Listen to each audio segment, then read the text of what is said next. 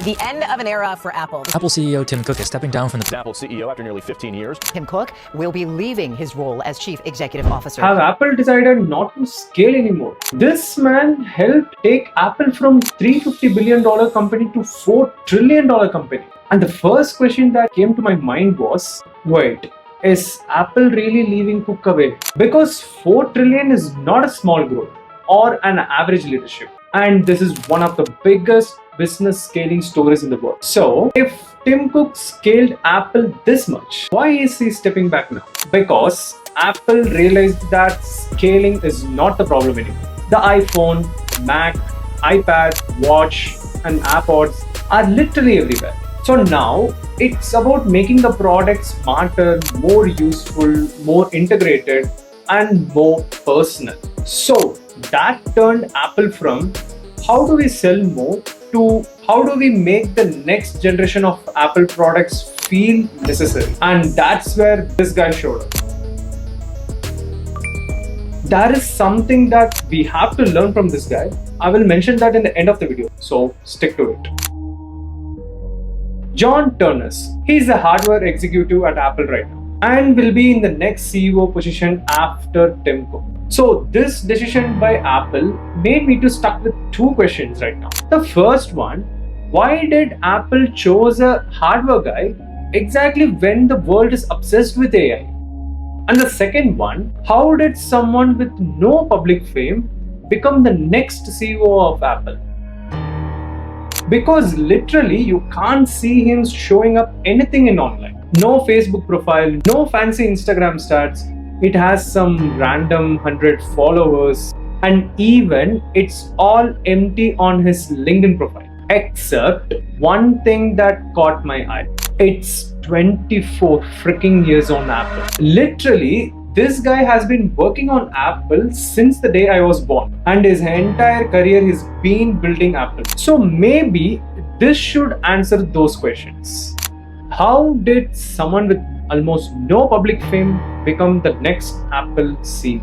The answer is simple. John Ternus is beyond being famous. Let me tell you how. So John joined Apple in 2001 and he spent almost his entire career inside the company. The best part is he worked under Steve Jobs and Tim Cook was his mentor. John's main world inside Apple was hardware. Now when I say hardware, don't think of it like some technical boring word.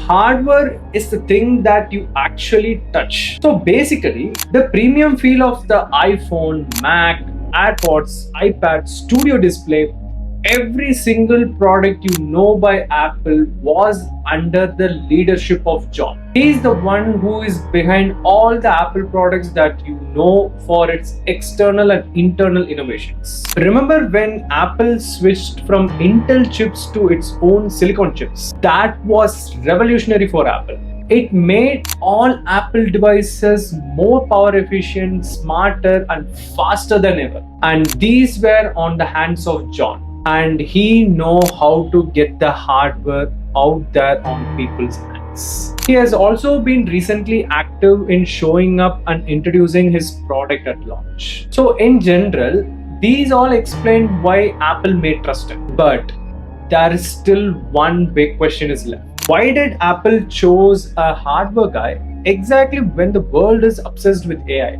You might also have seen this guy, Craig Federighi. He's the Apple software guy and supposed to build AI for Apple and win the race, right? And unlike John, he has more social presence. He's funny on stage. He explains iOS and Mac as well. Feels like an obvious choice, right? So why not Craig? The answer is simple. Apple is not picking someone for 2 years. Apple is picking the person who can define the next decade. Because AI race will stop at a point. And Apple knows that. Because Apple's next problem is not only software. The next problem is the product itself. Like making their new foldable phone, or making the iPhone feel new again, or making the next gen Vision Pro better, the smart glasses, and so on. And this type of vision is what will decide the next decades of Apple as a company. Like previously, Steve Jobs has that taste and made the products feel magical in hands. And from there, Tim Cook innovated, scaled, and made the product to reach more people. Now the cycle has to repeat. Apple products have to feel magical again. And clearly, John fits that next product era better. Now the future of Apple depends on this one question. Can the quiet hardware guy make Apple feel magical again? So, ladies and gentlemen, there is one great takeaway from this. Today, everybody is trying to look important. More posts, more followers, more personal branding, more noise. But sometimes the quietest person in the room has the strongest proof. Because being trusted with real work is more powerful. And one day it will definitely pay off.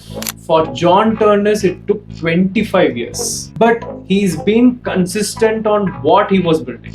So, my friend, never stop being great for the things that you want to be great for. See you on the next video. Until then, bye.